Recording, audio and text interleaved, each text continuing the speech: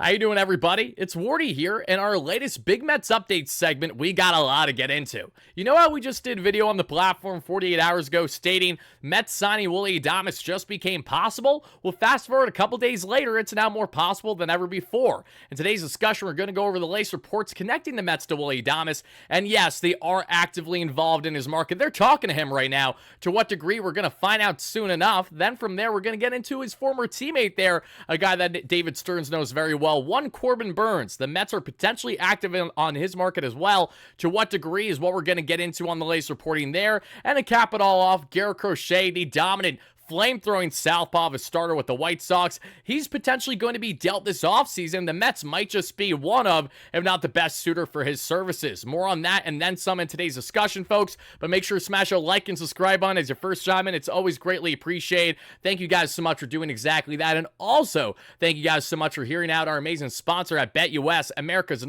sportsbook. Head over to betus.com.pa today for all your sports betting needs by using Wardy's promo code YouTube150. That way you too get a 150% bonus on your first deposit, $125 on your second and your third, up to $2,000 for all your sports betting needs. And we're doing a two-leg parlay tonight here, all on the NBA front. Unfortunately, we didn't fare too well with our NHL picks a day ago. Why? Because my New York Rangers got curb stomped by the Buffalo Sabres, and we live to see another day. The New York Knicks, another team that I've been a big fan of, have dropped their last couple of games, are looking to bounce back greatly against a Milwaukee Bucks team that has not gone off to the right start this season that any Bucks fan would hope for. So we're going to be hammering the Knicks money line outright on minus 250, and the Dallas Mavericks money line in a tight game here against the Phoenix Suns later tonight. I love myself some Luka and that Kyrie Magic. I think they're going to ball out big time. I'm minus 140 on the money line. That is going to be a two-leg parlay, folks. That's going to be 20. That's going to win us a total of 28. So hopefully we can come out with some nice wins tonight should both these teams win outright. If you guys tail these bets, make sure you bet responsibly. I'm not a sports betting expert. I'm just a diehard sports fan that loves to place daily bets here with our amazing friends at BetUS. So folks, as we hop back in this one, everybody, I want to see your initial reactions. A little tidbit there on Juan Soto. Yes, as we discussed a day or so ago, the Mets are going to be flying to see Juan Soto next week, that being Steve Cohen and everyone else in company, to talk to himself, Scott Boras, and everyone there. Check out that video from yesterday. But now we find out that as a surprise to absolutely nobody, we're going to see Hal Steinbrenner do the exact same thing in the next week and a half or so. So yes, let the official bidding war for Juan Soto commence. Hopefully our Mets come out on top. But now let's talk about a guy that is the reason why a lot of you guys clicked on this video, and that is Willy Adames. He's been a polarizing topic in the rumor mill the past 24 to 48 hours, and that really stems more so from the reporting that I'm about to show you right here from Mike Rodriguez. Just a day ago or so stated that, according to my sources, the Mets apparently made an offer here for Willy Adames at 7 years, $160 million to play third base. That's around 22 mil AAV, average annual value, so your salary per year there, which I don't really foresee the Mets doing out of that length of a contract, even with that AAV not being a hard hit. However, I will say this, that while I have my suspicions with this exact report from Mike Rodriguez, a guy that I trust a lot, and for various reasons, is Michael Mayer of Metsmerize, who does a fantastic job covering the Mets through the blog there, and he states the following. Sources: the Mets have reached out to show early interest in free agent Willy Adames. So the fact that we're hearing this reconfirmed from Mike Mayer tells me that this is legit. Mayer and I go way back. We have a good connection with each other, and he is definitely one of those guys that's not throwing anything out there unless he heard some things from sources in which I know exactly some of those people are too, to the same extent, and they are certainly reliable. Now, to what degree have the Mets been actively involved in the Willy Adames front? That's what we're trying to figure out right now, because a lot of us are like, okay, Willy Adames on a short-term contract to play the hot corner, to move Vientos to first base and or DH based on Alonso's uncertain future. I'm okay with that. Obviously, I want Alonso back versus bringing in Adames, but if Alonso's gone regardless, you might as well try to shore up the defense. And even Adames, with the errors that he had last season, is still a surefire, more guaranteed, more athletic guy that you're going to have there at the hot corner over what is a guy that really is a slowpoke that we know, a great bat that we know, but a defense that needs its work and then some in Mark Vientos. Willy Adames here, we all think would do plenty for this Mets lineup after balling out his walk here with the Milwaukee Brewers. Over 30 home runs, 112 RBIs, 21 stolen bags. That base running ability, that true athleticism is important. Adames has spoken, and we have heard throughout his agent at least, that he is interested in playing outside of shortstop, especially if it's for a team that's trying to compete now and giving him the best chance to win. That's where the Mets enter the fold here. 2 games shy of the World Series. The Mets kicking the Brewers out of postseason play this year further proves and gives Adames a reason, an example as to, okay, this Mets team is legit, and I saw it firsthand. Just don't talk about Jesse Winker when you talk to Willy Adames. If you know, you know. But we know the interest is there, and after having a fantastic walk year in Adames, and I do not expect him to consistently put up these numbers. It really felt like it went in hand with him becoming a free agent 1 and a deep lineup 2, where everyone was proven wrong by the Brewers this year with a lot of the young guns that they have in their lineup. But I do think that Adames in this Mets lineup not only brings more pure athleticism, snarl, grit, and a lot of great personality and attitude that you want on this Mets team, but you ultimately get a guy that certainly wants to be here because he wants to win and is willing to change positions to do so. Now, is Willy Adames a guaranteed thing to happen with the Mets? No, it's far from it, but this is something we're actively discussing based on this latest reporting, because initially felt a little bit more, okay, this is just rumblings, almost hearsay, if you will. Mike Rodriguez, not exactly sure how much I should put with that contract offer that the Mets supposedly put out there. I don't entirely believe that to be true, but I do believe that the Mets are actively involved in this market, as Michael Mayer reaffirms right here, right now. So Mets fans, I'm really curious, are you guys in favor or against the pursuit here of Willy Adames? What role do you think would make most sense for him, and then what type of contract? Are you more in favor of long-term, short-term, whatever is deemed best? Let me hear in the comments down below right here, right now, because bear in mind, the Mets were to bring in Willy Adames, so this would likely be the demise of Polar Bear Pete Alonso, knowing that Vientos can then smoothly transition to first base, and then you have your power implementation right there, right now. So it's going to be really fascinating to see how this plays out this offseason. But Willy Adames, the Mets are absolutely active on his front. We'll find out in the coming days to weeks to see to what degree that exactly is, and we're going to cover it all to a T here on the platform, as we always do. So talking about Willy, let's also a brief update, folks, and I can relate to this. Tyrone Taylor had surgery on a hernia. We just saw, and also a loose body in his right elbow. He'll be good to go for the regular season. The only reason why I'm mentioning this is because, one, Tyrone Taylor, a former Milwaukee Brewer, so it kind of goes in hand with the discussion here. He'll be the Mets' fourth outfielder, barring changes next season. And two, I just had hernia surgery 48 hours ago, so I exactly know what he's going through right now. I'm not in the best feeling right now. I'm in a decent amount of pain, but we're going to chug through it for each and every one of you amazing Mets fans watching the content live here whenever you're getting the chance to do exactly that. But that's the latest on the Mets and Willy Adames, Tyrone Taylor. So now let's talk about another former Brewer, a guy that's likely going to be with either the Mets, the Yankees, or another big market team, and that's Corbin Burnes, because former MLB GM Jim Bowden, who I will preface, as a lot of the time when he is right, it's more so not off of what he is hearing and more so on kind of at times what he is believing to be true. A lot of times with Bowden, he has not been accurate through his reporting with The Athletic. It's kind of been John Morosi-esque, if you will, where it's, okay, he has the experience, I get that, he has the knowledge, but he hasn't had a whole lot of substance to go on with it, Bowden. But this is what Jim Bowden had to say on the front of Corbin Burnes and potentially David Stern's pursuit of his former ace. With what David Stearns wants to do. Because I keep hearing Soto Alonso. That's not really what he wants to do. He wants Burnes and Soto, and he'd like to get a better defensive third baseman and move Vientos to first. That's what he wants. And I think that Steve Cohen's going to listen to David Stearns. That's why I hired him and paid him all that money. Number one, he wants to build the starting rotation, right? So, again, there's just further explanation from there. Apparently, again, according to Jim Bowden here, David Stearns wants Corbin Burnes. That is his number one priority. And I will say, take that with a grain of salt, because I don't think anyone understands the mentality of David Stearns more than David himself and the current Mets front office. David is not the type to have a lot of things leak out there. And if it is, it isn't to the degree of, like, okay, a slam dunk that Corbin Burnes is exactly what we're prioritizing here, because Burnes is absolutely a hot commodity. We all know David Stearns is a long-lasting connection to Mr. Corbin Burnes during their time there in Milwaukee. The same way that David Stearns traded for Willy Adames to come to the Brewers in 2021 is the same way that he had a positive rapport, at least with Burnes, that we know in the public eye to this point. And Corbin Burnes is a fantastic ace talent. We all know that. But he's looking for a massive contract this offseason, one that I'm sure the Mets aren't in love with the idea beyond, say, 3-4 years. They would love to go high AV, but long-term is where a lot of teams are going to kind of be disheartened when you look at Corbin Burnes, because on how he projects as he is already now at the age of 30. As he gets into then his mid to then late 30s, we don't know exactly what we're getting there. But what we know right now is that Corbin Burnes in his one and likely only year in Baltimore had himself a tremendous campaign, a 2.92 ERA, a 3.27 expected ERA, reliable as ever. But one thing has been certain with Corbin Burnes, the K rate has continued to drop year after year,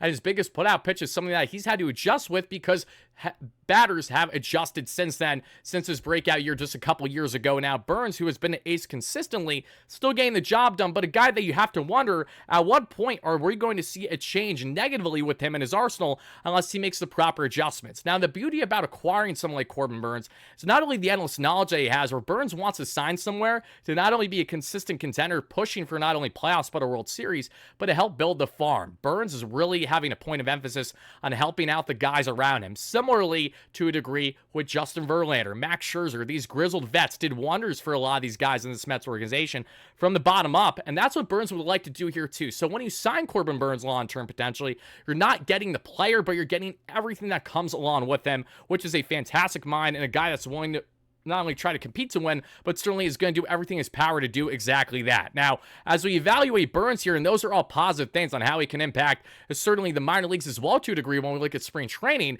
I look at the Mets pitching lab as to how this could actually be a match made in heaven, and why I don't hate the idea, actually, of signing him to a longer-term deal. The reason being is that this is not the Wilpon ran Mets. This is not the Mets where they did not have an analytics group. This is not the Mets pre-Germany and Hefner and all the pitching lab that they have built from Port St. Lucie all the way up to Hefner at the MLB level. Things have been night and day over the past 3.5 years since the Wilpons were under ownership, and since then the Mets have built a rapid-fire pitching lab that has become one of the better ones in all of the National League. We saw that full-fledged with guys in Sean Manaea making proper in-season adjustments brilliantly, Luis Severino, Jose Quintana, the list goes on and on. David Pearson, let's not forget him and the great strides he had this year. I have the utmost confidence in this Mets pitching lab for the years going forward that whoever they bring in here, they are going to be doing an absolutely fantastic job on getting the best out of, on fine-tuning their game, reworking their arsenals a bit, and just like Stearns does every year with the bullpen to really get the best out of them with guys that you maybe never heard of. Just imagine how much better things could be with a surefire guaranteed thing in Corbin Burnes, who's still willing to learn, is not stubborn to learn. And that's a very important aspect that we have to evaluate when trying to lend someone of his services. So, are the Mets actively involved in the Corbin Burnes front? I'm sure they are, but I don't think that we should defer to someone like Jim Bowden right now to be the end-all be-all and really basing this reporting off of solely him. Once we find out more on the Burnes-Mets connection, we'll talk about it here on the platform, but I did want to relay that message because Bowden is always outspoken every offseason, and every offseason he is more often than not wrong, which is why I want to, again, emphasize this with a grain of salt. This is common knowledge that the Mets are going to be actively involved in the Corbin Burnes market, not so much a certainty like it's actively happening to the same extent that maybe Jim Bowden believes it to be at this point in time. So definitely want to know how you guys feel about that in the comments down below. Thank you so much for doing exactly that. But now let's get on to the last player in today's discussion. We're going to go down a little bit here to talk about exactly him. It has everything to do with one Garrett Crochet. And similar to what I just talked about with Jim Bowden, it holds true here because this has to do with a discussion with Buster Olney and Jeff Passan. Jeff Passan is the best in the game when it comes to being on the money with his reporting, and 9 out of 10 times being accurate. Buster Olney is the most inaccurate MLB-wide reporter for ESPN, and honestly, one of the most inaccurate reporters across baseball entirely, so anything that comes out of his mouth or is tweeted should not only be taken with a grain of salt, but 9 out of 10 times you're brushing aside because he loves to have Mets-related articles, clickbaity, where he's talking down them, like he did last year, saying that the Mets don't have a future with their farm and their pitching staff, when it's so far from the truth. The Mets weren't going to be going anywhere this year, that they'd be taking a step back, and then beyond 2024 that they'd be taking a step back. Literally at that point, you're just doing it for the clicks, and it's because you are the schmuck that you are, Buster. We all know this. But having said that, I'm going to relay this information to all of you, because I know some of you guys still want to hear this. Buster Olney and Jeff Passan on Garrett Crochet, the young dominant southpaw from the Chicago Cubs, is as follows, and I quote, "I think it's a slam dunk he's going to be traded, and the two teams I'm watching are the Mets, the Red Sox. Teams are trying to acquire Crochet know that he will sign an extension," says Jeff Passan. Bear in mind, Garrett Crochet, the hot commodity at the traded line, was not dealt because he put his foot down and said, I am only going to go to a team if I'm going to be extended by them. That's how it's going to be. Otherwise, I'm going to put my foot down. Be really difficult to try to negotiate a long-term deal with. It needs to be with a team that I want to be with, that I'm going to be extended by long-term. Now, Garrett Crochet, he's got a lot of cojones to be saying that for a guy that doesn't have too much MLB experience and is a ticking time bomb of an injury there with his arm, but that's neither here nor there. We know Garrett Crochet, when healthy, is dominant. He's one of the best in the game. And as you guys can see here from his savant numbers, again, they're just a thing a beauty. Just absolutely disgusting stuff there with his fastball there. Everything about Crochet there that you have was four-seam cutter sweeper mix. Again, it does wonders. That cutter simply is not fair. When he throws that sweeper there in the back pocket, when you go from, again, 97 to 100 to then having the sweeper around 80, 85, it just simply isn't fair. The guy is unhittable when he is right. He's dominant, and he would do wonders in this Mets rotation for someone who is not a free agent until the 2027 offseason. Now, that's the problem here. Because he's not a free agent for a number of years still, he's at a really high asking price off of a very strong year with the White Sox, a 3.58 ERA, a 2.83 expected ERA, which tells you the expected numbers when you're not accounting for the god-awful defense and south side around him. He's really, really good, rightfully so. And when you have 209 strikeouts and 146 innings, you're clearly doing something right here in one Garrett Crochet. So, when it comes to Garrett Crochet and the prospect of landing him, a lot of Mets fans, including myself, would love to see that happen. But it's going to cost you an arm and a leg. The White Sox want active MLB-type ready talent in order to trade away Garrett Crochet. Now, that's where the Mets come into play positively. They not only have a deep farm, but they have a lot of guys that are pretty much fringe MLB players about to make their debuts or already have are looking to do more. Whether it's the Jet Williams, the Drew, not that I want these guys traded, I'm just reiterating who we have right now. Jet Williams, Drew Gilbert, Luis Angel Acuna, Ronnie Mauricio if he can finally get healthy. The list goes on and on. The Mets have a lot of MLB-esque ready talent that could impact the White Sox right away in a blockbuster trade. And if you're David Stearns, at what point do you put the hard line in the sand? Because bear in mind that a lot of the farm that's currently built is not the guys that you acquired, but what Billy Epler and previous regimes did. So Stearns doesn't have the bias nor the ties to these prospects to the same degree that Epler would have, because Epler was the guy who acquired these guys or drafted these guys and certainly wants to see how they do in-house as in-house talents. Stearns is not the same story here. David does not want to gut the farm, but he's very opportunistic on the trade front, especially a guy that can impact us both short and long term. That is where Garrett Crochet comes into play. So you see both sides of the coin here.